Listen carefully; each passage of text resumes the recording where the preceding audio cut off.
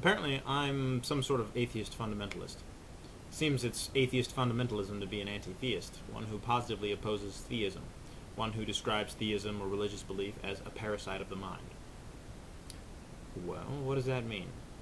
Let's start with the fact that I do embrace certain fundamental ideas. Doesn't this alone make me a fundamentalist? This reminds me of one of my favorite essays by Orwell titled Politics in the English Language. In it, he invites the reader to consider what is meant when we call a government democratic or fascist. The two words are practically meaningless. They apply to such a wide category of ideas that they almost fail to be of use until further qualified. Orwell goes on to explain what is commonly understood. When we call a government democratic, we are praising it, and when we call it fascist, we are condemning it. Similarly, the word fundamentalist is used as an epithet, a word charged with meaning but all of it connotated. I'm not even sure what it's meant to mean, or how one would distinguish it from the word principled, except to say that a stigma is implied. And I use the word fundamentalist myself. I have to confess that. In any case, the word fundamental is usually taken to be an abbreviation for something like fundamental assumption. For instance, the law of non-contradiction is a fundamental assumption at the outset of almost any argument. Okay, maybe some people don't assume it, but you catch my drift. If that's the case, though, that this is what's meant by fundamental, then I don't really know what you mean by the phrase atheist fundamentalist. My atheism is the product of fundamental principles. It is not one such fundamental itself. I can understand the confusion because it seems that theism sprouts out of a field of ideas and its falling fruit seems to retroactively modify the surrounding soil, adjusting it to suit its needs. And this is where I get off calling it a parasite of the mind. Like Dante's Satan, religion sits at the core of a person's ideas, ordering and rearranging them to suit its whims. Like a drug or disease, it goes in and changes things that were working just fine to begin with. Want to have sex before marriage? Well, you can't because you believe it's a sin. Want to have sex with someone of the same gender? Well, you can't.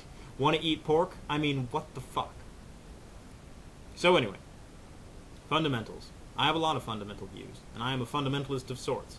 But atheism is a product, not a principle. So it's more fair to call me a non-contradiction fundamentalist, or a little less fairly, an empirical fundamentalist. Call me these things if you must. At least I won't resent the effort it takes for me to put to rest the stigma associated with the second word in each pairing. But you say something in your video, Noah, later on, which I don't think is fair. You say that anti-theists reject any and all good done in the name of religion. That is flatly and obviously wrong, and you know it. I, for one, don't do it. The reason I don't spend my time extolling the good deeds of religion is because I know that job's pretty well covered. How many Catholics are standing on rooftops talking about sex scandals and pederasty all in the name of a fair and balanced report? How many theists are talking about African witch trials? How many are standing up and condemning the way their fellow theists are treating homosexuals? You see, it's a little disingenuous to say that the representatives of a 5% global minority talk too much about anything. Is our voice even heard over the din? But it's just crooked to say that they refuse in their allotted time to discuss the positive things being done when the other 95% won't shut up about it. Shall I make a video about the 12-step groups? Well, if I did, I would have to mention their recidivism rates. Should I do one on the aesthetic works achieved by the theocracies of the past? Incidentally, as a little historical aside, I've just been informed by a reliable source that the painting in the Sistine Chapel was the outcome of a bet that Chuck Norris couldn't shit on the ceiling. History is such a fascinating subject, isn't it? You mentioned in your video that Dawkins refuses to swim to the deep end of the pool, engaging the more sophisticated theologians and believers. I don't deny that. In fact, I agree. He does spend most of his time dealing with the less sophisticated arguments. Can you blame him? He perceives, and he outright declares that this is the way he sees it, that religion is a threat to human progress, and no one, least of all Dawkins, believes that threat is pouring down the steps of academia. You asked, why is it never discussed, the prospect that you could believe in a God for whom Zeus and Apollo were mere synonyms? Why is that never discussed? Well, whoever said it was a topic off the table? Well, in point of fact, you did, at least in your Rational Dawn challenge, when you explicitly said you didn't want to discuss the differences between yourself and your Muslim cohort. But as this is not a response to that challenge, I am happy to discuss it, and we would not be the first. The Jains, for instance, hold to the maxim of the blind man and the elephant, or the blind men and the elephant, excuse me. Several blind men are feeling various parts of an elephant and produce disparate descriptions, none of them wrong and all of them incomplete. This is how they and several other Eastern philosophies address religious plurality. I'm happy to have that conversation, but the problem is this. Christians, Muslims, Jewish adherents do not adhere to this maxim. Their religion is right, the others are wrong, and what would be the point of swimming to that end of the pool? So I guess it's safe to say that if Dawkins ran Burger King, he wouldn't build one in Delhi. Similarly, he isn't going to address the followers of the cult of sophisticated Western theology until they are the threat to human progress. He doesn't swim to that end of the pool because he realizes deep swimmers aren't the threat, and incidentally, neither are they the majority. Now, I can certainly agree that there are many instances in which a religious person acts heinously and for which I would not want to lay the blame at religion.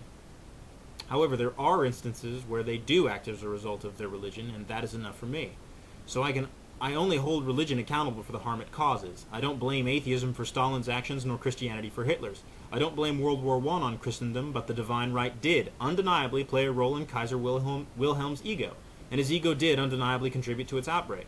So I lay the blame as evenly as I may. It's not a question of how many shots I get to take at religion. Such opportunities are lamentably abundant. You suggest that, as Augustine said, we should never judge a philosophy by its abuses. And that's fair enough. I think I can accept that. But be aware of the fact that you are speaking in defense of a philosophy which advocates belief without evidence and trumpets the importance of personal revelation. Your philosophy is therefore responsible for the harm that follows from these unrigorous, undisciplined, and necessarily inconsistent values. Your philosophy will answer for the permissivity these principles grant to madmen, the unreflective, or the conniving and malicious who would contrive to make use of distortions of this holy book or that. Because it's not abuse when you admit as real that which is indistinguishable from hallucination, delusion, or lie, without qualification or test. So I do think that atheism cannot lead to anything negative, in principle or practice. It's a Nobel gas of ideas. It is normatively inert.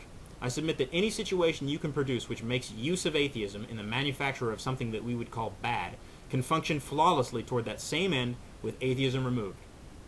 I invite you to try it. You see, atheism is, in its very essence, descriptive. It is the position of not X. You can't get an ought from it. So I would very much like to know how you would hold a descriptive position responsible for anything. So please don't rain-check your discussion of Stalin or Mao for too long. I would very much like to know how a belief in a godless universe ties up with their actions. Please enlighten me.